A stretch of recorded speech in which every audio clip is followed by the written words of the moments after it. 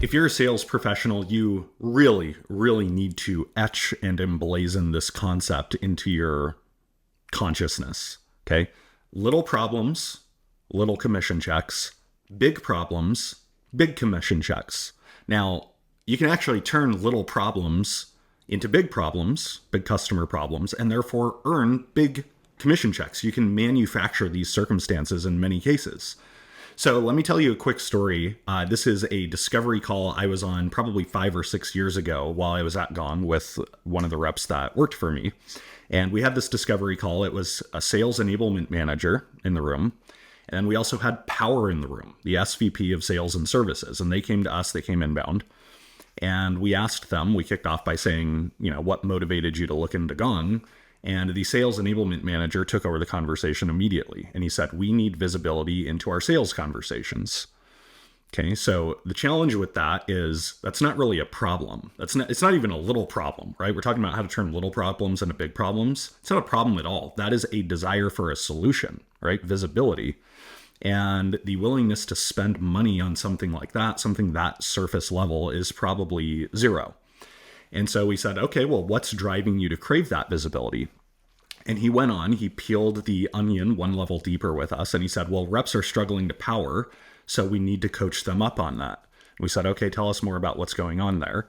And he says, as a result of a weak ability to access and then sell to power, our sales cycle is 9 months. And our annual operating plan suggests that it should be 6 months, right? Like, we've built our company or our annual operating plan around the assumption that our sales cycle is going to be 6 months. So now we're starting to get to a problem. We've transitioned from a desire for a solution, right? Very surface level, to an actual problem. But I would also suggest that this could be considered a little problem depending on the company you're selling to, right? We don't totally understand the context enough to chalk this up to a little problem or a big problem, right? Their willingness to pay at this point is probably $50,000, right? If they have 500 reps, that's not going to be enough to justify a purchase.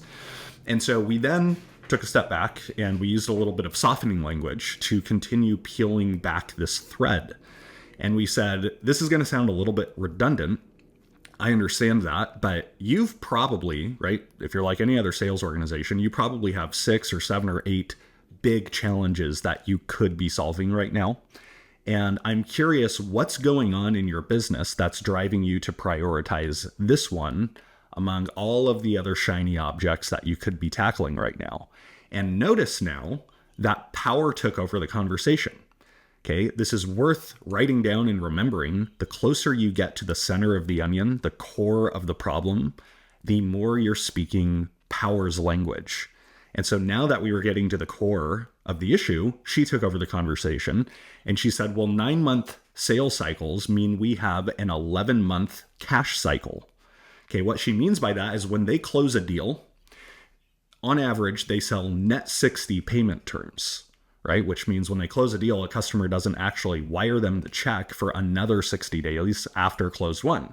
So from the time they start a sales cycle to the time cash hits their bank, 11 months. Okay, and we asked her in, a softer way, tell me why that's such a big deal, right? Tell us more about why this is an issue.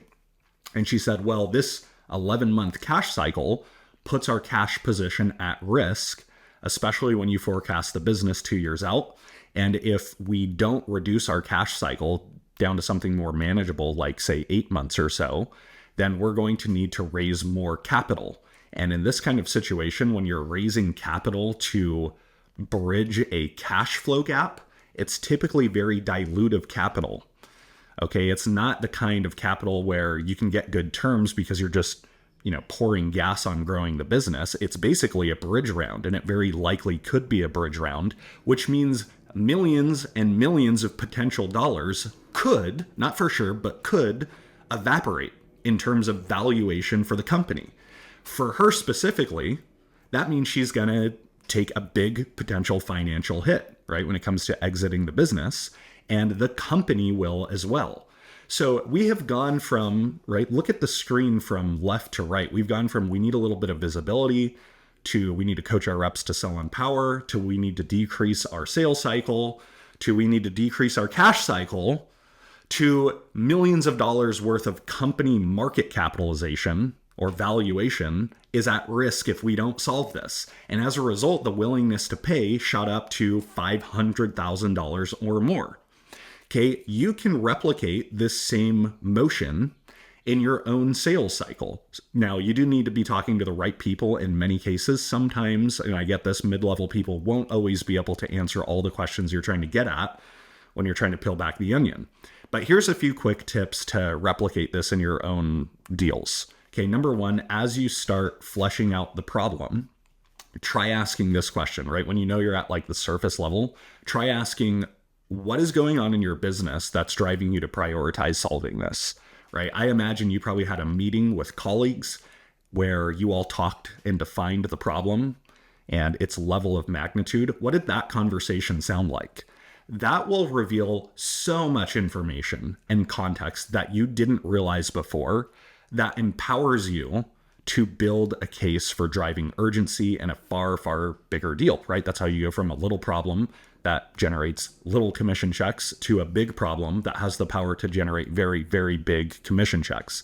Now, the second quick tip I'll give you is you can't just ask why over and over, even though that's kind of what you're doing, because buyers are going to get annoyed. And so you have to use this softening language that I suggested throughout. So things like, I understand that this question is redundant, but here's why I'm asking it, and kind of justifying why you're asking some questions.